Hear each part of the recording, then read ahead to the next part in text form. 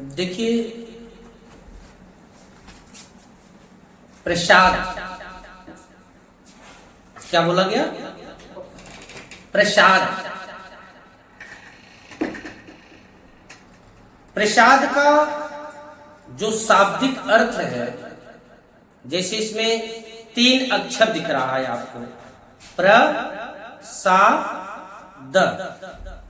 प्रसाद, जिसका अर्थ होता है प्र यानी प्रभु, सा यानी कि साक्षात, द यानी कि दर्शन। प्रभु का साक्षात दर्शन ही प्रसाद है। अब ये प्रसाद बनता कैसे है, ये प्रसाद होता कैसे है? जैसे अभी आप किसी दुकान पे खड़े हो जाइए तो आप क्या बोलते हो? भगवान का प्रसाद दे दीजिए। दुकानदार भगवान का प्रसाद कभी नहीं दे सकता। वो आपको लाई इलाची दाना देगा, वो आपको मिठाई देगा, वो आपको मेवा देगा, वो आपका कोई फल देगा। फल वाले के पास आप जाते हो ना तो बोलते हो, दुकानदार भाई साहब आप 1 किलो मुझे सेब दे दीजिए, 1 दर्जन आप केला दे दीजिए। लाई इलाची दाना के पास आप जाते हो, भैया 1 पाव मुझे लाई इलाची दाना दे दीजिए। ऐसा ही कुछ कहते हैं। होता क्या है कि जब उस वस्तु में, उस फल में, उस मीठा में जब प्रभु की कृपा आ जाती है तो वो प्रसाद बन जाता है। प्रभु की कृपा आ गई, मानो साक्षात प्रभु जी आ गए। तो जब कृपा आ जाती है तो वो प्रसाद बन जाता है। जैसे एक लोटा जल, एक लोटा जल नल से निकला और नल से जब घर की ओर चला तो वो पानी होता है। नल से जब मंदिर की ओर चलता है तो जल होता है, और जब मंदिर से घर की ओर चला तो वो नीर बन जाता है। पानी क्या करता है? पानी हमारे प्यास बुझाते हैं। पानी वही, जल नल वही है, पानी वही है। जब घर से निकला, जब नल से निकला घर के लिए तो जल रहा, उसमें कोई कृपा, कोई दया नहीं, केवल वो प्यास बुझा रहा। जब वो जल के रूप में निकला मंदिर के लिए तो उसके साथ भाव, जल के साथ भाव जुड़ गया, जल के साथ प्रेम सम्मिलित हो गया, उस जल में प्रेम आ गया, उस जल में भाव आ गया। और जब वो शिवलिंग पे ढारा गया, शिवलिंग से बहता हुआ नीचे आया तो नीर बन गया। यानी कि अब वो साधारण जल नहीं रहा, अब वो प्रभु को स्पर्श करके आ रहा है, स्वयं वो प्रसाद बन गया। अब वो प्यास तो बुझाएगा ही, साथ में आपके रोग का भी हरण करेगा।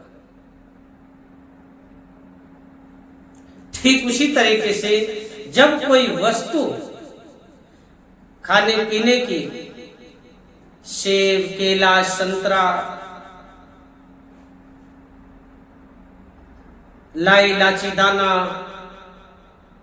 कोई वस्तु जब आप मंदिर में जाकर भगवान को अर्पित करते हैं, समर्पित करते हैं भगवान को, तो भगवान की उसमें कृपा हो जाती है। और जब भगवान की कृपा हो जाती है तो उसका स्वाद बदल जाता है। तो वो भूख मिटाने के साथ साथ वो आपके रोग का भी हरण करने का काम करने लगता है। अब बात आती है कि आपको प्रसाद कैसे लेना चाहिए।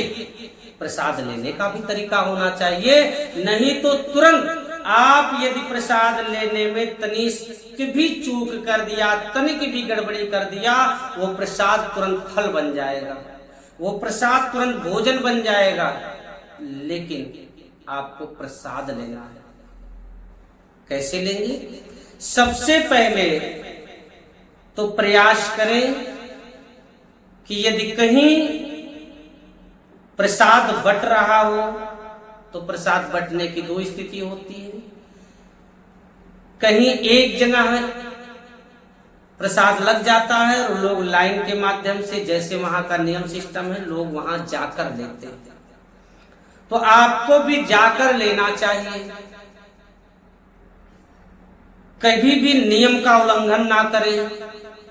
प्रसाद लेते समय थोड़ा देर हो जाएगी, चलेगा। आपके पास व्यक्ति आकर दे रहा है तो सह सम्मान आप प्रसाद को लीजिए। प्रसाद दोनों हाथ से लीजिए। प्रसाद दोनों हाथ से लीजिए। लेने के बाद कभी भी जब आपके हाथ में प्रसाद आ जाए तो ये ना कहें कि प्रसाद थोड़ा और दे दीजिए। प्रसाद को कभी और ना लेना चाहिए। कई लोग ऐसे हैं, भैया और दे दीजिए थोड़ा। प्रसाद को और नहीं लेना चाहिए। जो प्रसाद आ गया आपके हाथों में वही प्रभु की कृपा मानकर ले लेना चाहिए। और कई लोग हैं ऐसे अज्ञानी ना, अरे मेरे में तो सेब का टुकड़ा नहीं आया, खाली लाई लाई आया, इलाची दाना आया। मेरे में तो पेड़ा नहीं आया, मेरे में तो ये फल नहीं आया। ऐसी कभी सोच नहीं करना है। जो प्रसाद आ गया, सेब सेब आ गया, अंगूर अंगूर आ गया, जो भी आ गया, हम कहते हैं एक बेलपत्री भी आ गई आपके हाथ में तो उसको भी तुरंत आपको सम्मान देना चाहिए कि प्रभु का ये प्रसाद है। प्रभु ने दिया ना आपको प्रसाद, वो प्रभु कृपा है ना उसमें। आपको प्रभु कृपा से मतलब है, इसलिए कि उसमें प्रभु की कृपा है। जो काम करेगा प्रसाद वो प्रभु की कृपा, तो कृपा तो ही है ना उसमें। इसलिए कभी भी मन को अपने दुखी ना करें, कभी भी गलत सोच ना करें, कभी भी दोबारा से प्रसाद आप ना मांगे, कभी भी ज्यादा प्रसाद के लालच में ना पड़े। नहीं तो आजकल देख रहे हैं ना, दुर्गा पूजा होता है। दुर्गा पूजा में जब प्रसाद बंटने लगता है ना तो ताऊ जी बांटते हैं। तो ताऊ जी जब अपने घर के बच्चे आते हैं तो उठा उठा के सब देने लगते हैं। ताऊ जी भी गलत है। प्रसाद आप बांट रहे हैं ना एक सिस्टम में, वहां ना आपका घर का कोई है, आप भगवान का प्रसाद बांट रहे हैं। दूसरा बैठा है, ए अंकल जी थोड़ा सा मुझे सेब भी दे दीजिए। नहीं, ऐसा नहीं करना चाहिए। जो आ जाए आंख बंद करके बिल्कुल आप भगवान का प्रसाद अपने विचारों से ग्रहण करें। और जब प्रसाद आ जाए आपके हाथों में तो सबसे पहले आप नमन करें, प्रभु को प्रणाम करें उस प्रसाद को। जिस तरीके से प्रभु को प्रणाम किया जाता है उसी तरीके से उस प्रसाद को प्रणाम करें और उस प्रसाद को आप ग्रहण करें। हो सकता है कि अपने में से भी उस प्रसाद को किसी अन्य को देने का प्रयास करें। ज्यादा से ज्यादा जितना प्रसाद बांटकर आप खुद ग्रहण करेंगे उतना ही ज्यादा वो लाभकारी होगा। ठीक। और कभी ऐसी स्थिति आ जाए कि आपने ही मंदिर में प्रसाद चढ़ाई और आपको ही लेना है या कोई देने वाला नहीं है, तो आप कभी लालच में ना आए। कोई नहीं है ज्यादा ले लो, कोई नहीं है काजू काजू ही छाट के ले ले। हलवा बना है, पता चला कल छुला गया हाथ में तो काजू काजू बादाम बादाम छाट लिए, मुनक्का ढूंढ लिए और सूजी का हलवा पड़ा रह गया। नहीं, ऐसा नहीं करना चाहिए। आप कलछुल उठाइए, जो आपके भाग्य में होगा वो आपको आ जाएगा, आपको मिलेगा। आप प्रसाद की तरह प्रसाद को लेते समय आप खुद से ले रहे हैं तो आप दाहिने हाथ से उठाएंगे और बाएं हाथ पे रख देंगे। ठीक, बाएं हाथ पे रख देंगे, यानी एक हाथ से आपने उठाया दूसरे पे रख दिया। फिर उसके बाद दोनों हाथ को लगा लेंगे, दोनों हाथ को ले लेंगे, फिर आप प्रणाम करेंगे, फिर प्रणाम करके आप ग्रहण करेंगे। अगर गलती कहीं किया आपने तो जान लीजिए कि तुरंत वो प्रसाद भोजन बन जाएगा, वो प्रसाद फल बन जाएगा, फिर वो आपके काम में नहीं आएगा। अब भोजन और अन्य प्रसाद में अंतर क्या है? क्या करता है भोजन, क्या करता है प्रसाद?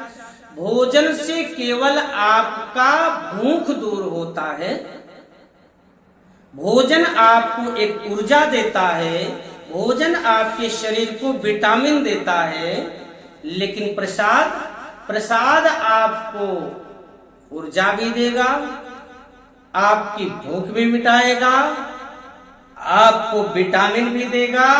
साथ में जब आप भगवान का प्रसाद ग्रहण करते हैं तो आपके पाप का भी हरण करता है, आपके दोष को मिटाता है, आपके रोग को दूर करता है, क्योंकि उसमें साक्षात प्रभु की कृपा होती है।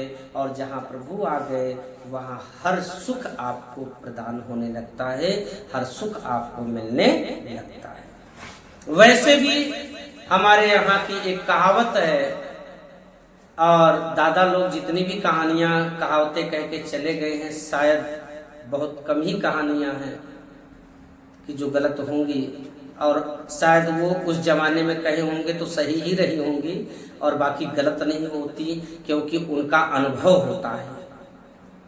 उन्होंने कहा है कि जैसा खायो अन्न वैसे रहेगा तुम्हारा मन। तो जब हम प्रसाद खाएंगे भगवान का, तो भगवान की कृपा हमारे जीवन में, हमारे शरीर में उतरेगी और हमारा जीवन सुधरेगा, प्रसाद की कृपा बरसेगी और हमारा हर दुख दूर होगा और ईश्वर की कृपा प्राप्त होगी। हमारा दिन वापस आएगा, हमारा भाग्य बनेगा, हमारा जीवन सुखमय होगा।